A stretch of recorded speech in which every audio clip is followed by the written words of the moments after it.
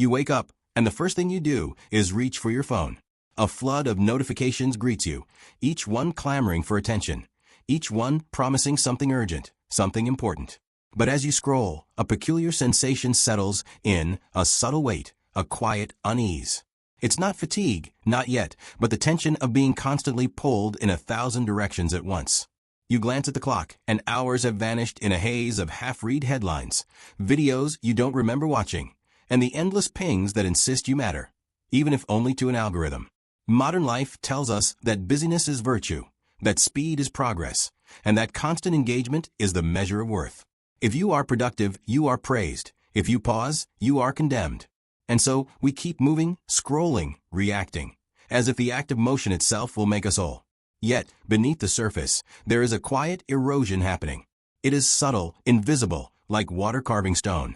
Anxiety creeps in not from extraordinary events, but from the ordinary, repeated exposure to endless stimulation. Your mind has become a crowded room with too many voices, too many demands, too much noise. You begin to realize that the chaos is not external alone. It mirrors something deeper, a restless hunger, a need for constant validation, a fear of missing out. There is a part of you that wants to stop, to breathe, to simply exist without the incessant interruptions. But another part, shaped by years of conditioning, tells you to keep up.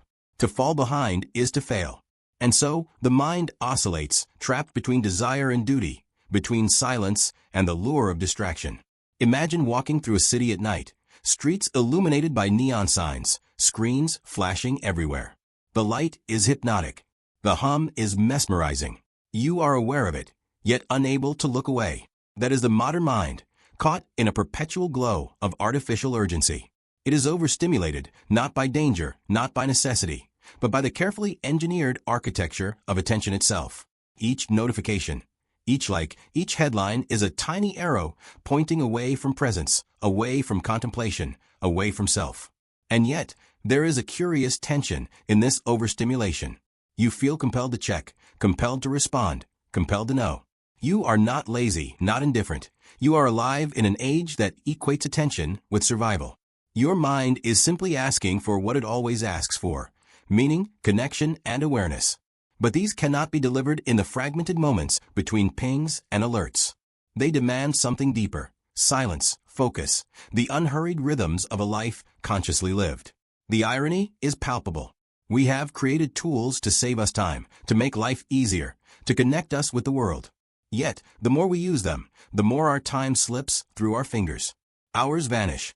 Mornings dissolve into afternoons without notice. Even in the company of others, a part of us is elsewhere, tethered to a digital echo. There is a dissonance, a quiet sadness, a subtle sense that life is moving, but we are not fully present for it. In the background, your subconscious mind stirs. It notices what your conscious mind has learned to ignore. The endless scrolling, the constant checking, the superficial engagement, all of it leaves a residue of anxiety, a shadow of disconnection. It is not dramatic, not catastrophic, but it is there, quietly shaping your emotional landscape. You feel fragmented, like a puzzle with missing pieces. The outer world demands your attention, but your inner world craves depth, reflection, and stillness. And here lies the tension that will define this journey: the illusion of busyness versus the truth of presence. We tell ourselves we are in control, that we are making choices, that we are active participants in our lives. Yet often, we are passengers, carried along by waves of distraction, unaware of the subtle erosion of time, attention, and emotional clarity. The contrast is stark: the visible life of action and productivity versus the invisible life of exhaustion and unrest. But there is a quiet possibility shimmering beneath this tension. A moment of awareness, a spark of insight that recognizes the trap for what it is. That very restlessness, that inner signal of unease, is the mind's way of asking for liberation, for pause, for reclamation. It whispers that the tools of distraction are not our masters, they are choices, and choices can be undone. The first step is noticing, truly noticing, the weight of overstimulation, the subtle anxiety that pulses beneath the surface. And so, as you set the phone down, even for a moment, a small shift begins. You start to glimpse the contrast: the life dictated by constant inputs versus the life that could exist in deliberate attention. This tension, this awareness, is the threshold. It is the point at which confusion can turn into understanding, anxiety into insight, and distraction into focus. It is here, in this delicate pause between the external demands and the internal call, that the journey begins. For what follows is not about denying the world, nor about retreating from life. It is about reclaiming the very essence of your time, your attention, and your presence. It is about stepping into a reality where depth matters more than speed, reflection matters more than reaction, and the quiet rhythms of a mind at peace are far more valuable than the constant hum of distraction. And with this first breath of recognition, the story of reclaiming your time truly begins. When you step back and look closely, overstimulation is not merely a modern inconvenience. It is a psychological condition, subtle, insidious, and deeply woven into the architecture of our time. The human brain, evolved for survival in a world of natural rhythms, now faces a storm of artificial stimuli. We are bombarded not by lions or thunder, but by pixels, alerts, and infinite information. The nervous system, once designed to respond to occasional danger, is now in a state of constant readiness. Every vibration, every flash, every sound mimics urgency. And so we live in a world where nothing is truly urgent, yet everything feels like it is. Carl Jung once said that people will do anything, no matter how absurd, to avoid facing their own soul. Perhaps that is what overstimulation truly is, not just an accident of technology, but a form of collective avoidance. The constant stream of noise keeps us from listening to the quiet voice within. We drown out the discomfort of being alone with ourselves, of confronting the unresolved, the unspoken, the unknown. The external world becomes our escape from the internal one. But in escaping discomfort, we also escape depth. We trade self-awareness for distraction and call it being informed. Nietzsche warned of what he called the hollow man of modernity, one who has endless information but no wisdom, endless motion but no direction. He saw that a life of stimulation without reflection becomes a cycle of consumption, not creation. The more we are stimulated, the less we truly feel. Pleasure becomes shallow, attention becomes fragmented, and time becomes mechanical. We start mistaking reaction for action, distraction for experience. It is not that we lack meaning, but that we are too distracted to perceive it. The human psyche, when constantly bombarded, begins to split. One part is pulled outward, into images, headlines, opinions, and comparisons. The other part retreats inward, craving silence, depth, and unity. This split manifests as anxiety, a tension between who we are and the roles we perform for the world. We scroll through others' lives not to connect, but to affirm that we exist.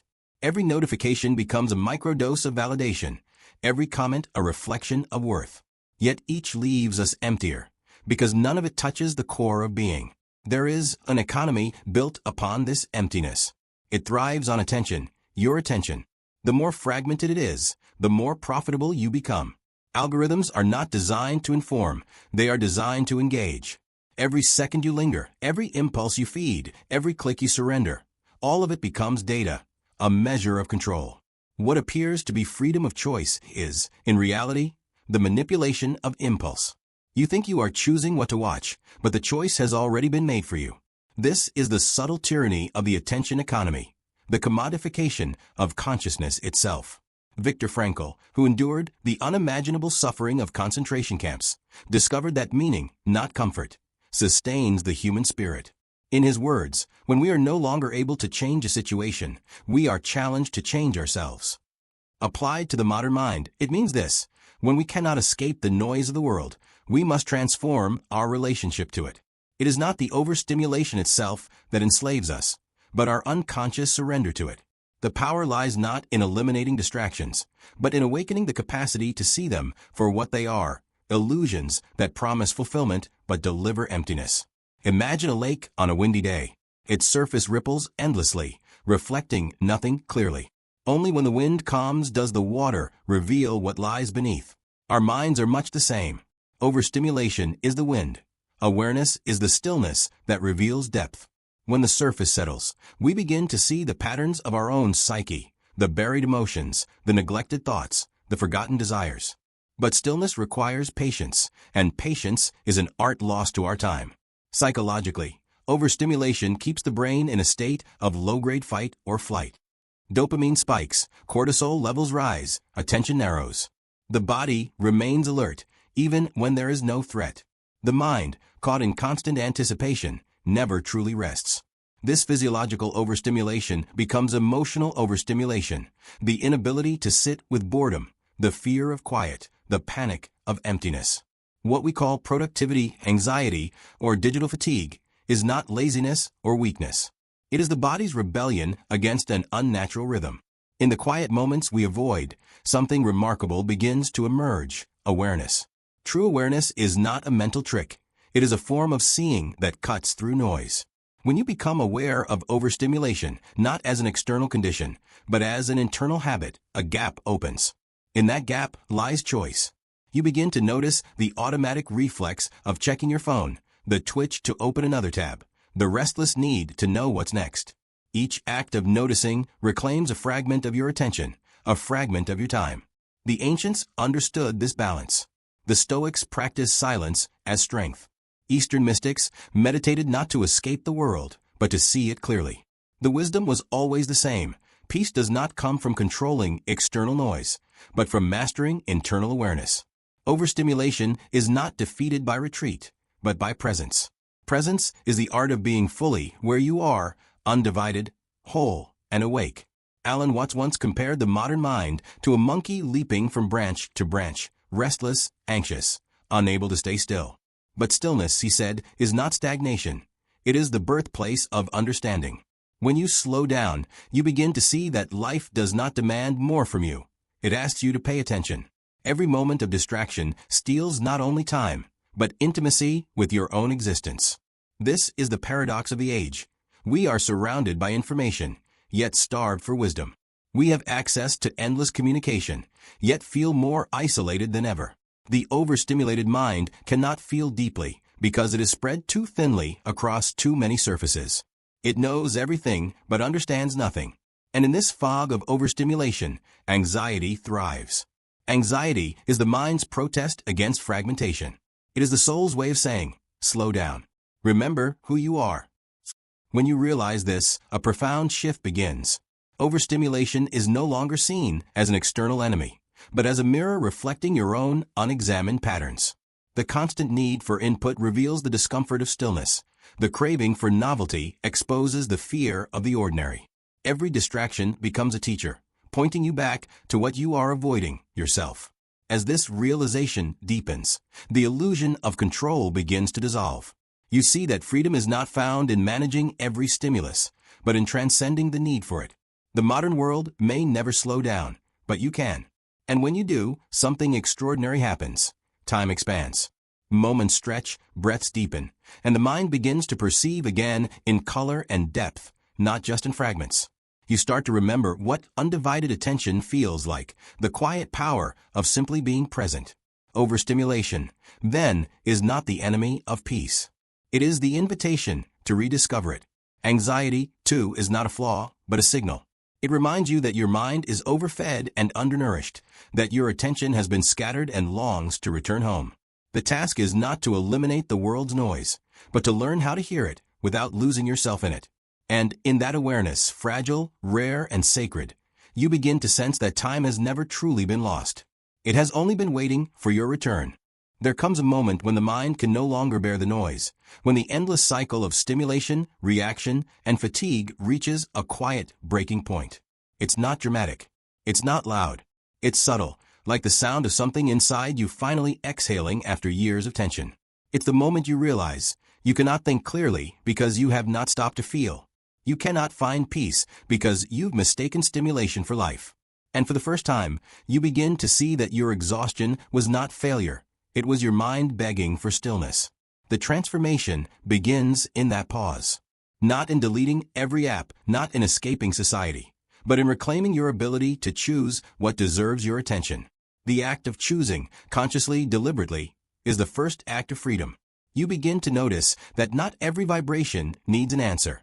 Not every piece of information needs a reaction. You begin to understand that presence is not found in the flood of inputs, but in the space between them. Alan Watts once said, "You're under no obligation to be the person you were 5 minutes ago." That line holds a quiet truth. You can step out of overstimulation not by resisting it, but by remembering your capacity to redirect your awareness. Every time you choose to sit in silence, even for a few minutes, you are reclaiming your time. You are returning to a rhythm that belongs to you, not to algorithms, not to markets, not to the collective frenzy of constant motion. At first, the silence feels uncomfortable. It feels wrong, almost unnatural. The mind twitches for stimulation the way a body craves a familiar drug. You feel the phantom pull to check, to scroll, to move. But if you stay, if you breathe through the restlessness, something begins to shift. The silence stops being empty. It becomes alive. You begin to hear the subtle textures of the present moment, the hum of distant life, the rhythm of your breathing, the quiet pulse of existence itself. It is in this stillness that you meet yourself again. Viktor Frankl's philosophy was built around meaning, the idea that we find purpose not in comfort, but in choice, in how we respond to what confronts us. When applied to the modern condition, it becomes clear. Meaning is reclaimed when attention is reclaimed. Anxiety fades when you no longer outsource your awareness to every passing distraction. Time feels abundant when you stop trying to fill every moment with stimulation. There is a kind of sacred rebellion in this slowing down. In a world addicted to speed, stillness becomes an act of defiance. To be unhurried in a culture obsessed with urgency is to declare that your life cannot be measured by productivity alone. You start to see that rest is not a luxury. It is a discipline. It is the foundation upon which clarity, creativity, and depth are built. As this realization deepens, you begin to design your environment around your awareness, not the other way around. You curate your inputs. You choose what you consume, what you ignore, and what you give emotional energy to. You become intentional. Morning no longer begins with a screen, but with a breath. Evening no longer ends in endless scrolling, but in reflection. You start to move through life slower, but more vividly. The texture of time changes, each moment stretches, expands, and becomes tangible. Carl Jung believed that transformation begins when we integrate what we have ignored, the shadow within us. Overstimulation, in many ways, is the shadow of our age. It represents our fear of quiet, our discomfort with inner stillness. By confronting that fear, by allowing ourselves to feel boredom, emptiness, even silence, we begin to integrate the parts of ourselves we've avoided. We stop escaping. We begin to see that the restlessness we run from is not a flaw to fix, but a signal calling us back home. This return to the self is not a retreat from life, but a deep engagement with it. The more you reclaim your attention, the more vivid the world becomes. You start to notice colors more deeply, conversations become fuller, creativity flows effortlessly. The smallest details, the way sunlight moves across a wall, the taste of food, the rhythm of your steps, begin to feel profound. You realize how much of life you had been missing, not because it wasn't there, but because you weren't. Philosophically, this transformation mirrors a shift from control to surrender. In the overstimulated state, you try to control everything: your time, your image, your progress. But in reclaiming peace, you begin to see that control is not mastery. It is fear disguised as discipline. True peace arises when you allow life to move through you, without needing to capture every moment. You begin to surrender to the flow of experience, not as a passive act, but as a conscious choice. Nietzsche once said, "The higher man is distinguished from the lower by his fearlessness before the great silence." This silence, the absence of noise, the absence of distraction, is not empty. It is full of truth. It reveals to you what you've been running from: your own thoughts, your unfulfilled longings, your neglected emotions. But facing them does not destroy you, it refines you. The more you confront what you avoid, the lighter you become. The process of reclaiming your time is not about perfection. It is about rhythm. Some days you will fall back into the noise. Other days you will glide through stillness like water. What matters is awareness, the gentle returning to presence, again and again. Over time, your nervous system recalibrates. Your body learns peace not as an idea, but as a habit. You begin to feel that quiet is not absence, it is nourishment. Slowly, anxiety loses its grip, not because the world becomes quieter, but because your mind no longer mirrors its chaos. You discover a paradoxical truth. When you stop chasing time, time expands. When you stop filling every silence, meaning begins to emerge. When you stop trying to do more, you begin to be more.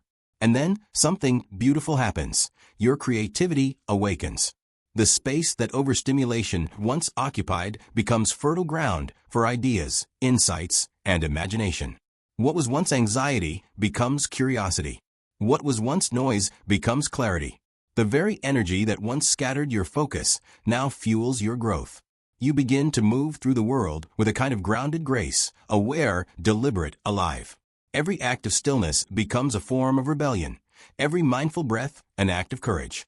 You are no longer a passenger of modern chaos. You are a witness to it. You are no longer consumed by the world. You participate in it consciously. The transformation is not dramatic, but profound, a quiet revolution unfolding within. And as you look back, you realize something almost poetic. The world never truly stole your time. It only borrowed your attention. And now, you are taking it back, not in anger, but in understanding. The mind that was once fragmented is now whole. The silence that once frightened you now feels like home. The same world remains, noisy and relentless, but you have changed. When the noise finally fades, you begin to see that peace was never something outside of you. It was something waiting beneath the surface all along. The world hasn't changed. It's still fast, loud, and demanding. But you have. You no longer move through it in haste. You move through it with awareness. You start to notice small details again. The sound of the wind, the warmth of sunlight, the rhythm of your own breath. What once felt ordinary now feels sacred. Time, which used to slip away unnoticed, begins to feel fuller, richer. It's not that life slowed down. It's that you finally started living at your own pace. Reclaiming your time isn't about escaping the world or rejecting modern life. It's about remembering that attention is your most valuable possession. Every time you bring it back, to a thought, to a feeling, to a moment, you're returning home to yourself. There will still be days when you fall back into distraction, when noise creeps in again. But now you know how to return. You know that stillness isn't something you find. It's something you practice. And in that practice, you become free. Not free from responsibility, not free from the world, but free within it. You carry silence with you like a hidden strength, a quiet knowing that no algorithm can touch. Because, in the end, awareness itself is the revolution. It turns chaos into clarity, and noise into music. You were never meant to keep up with everything. You were meant to wake up to yourself.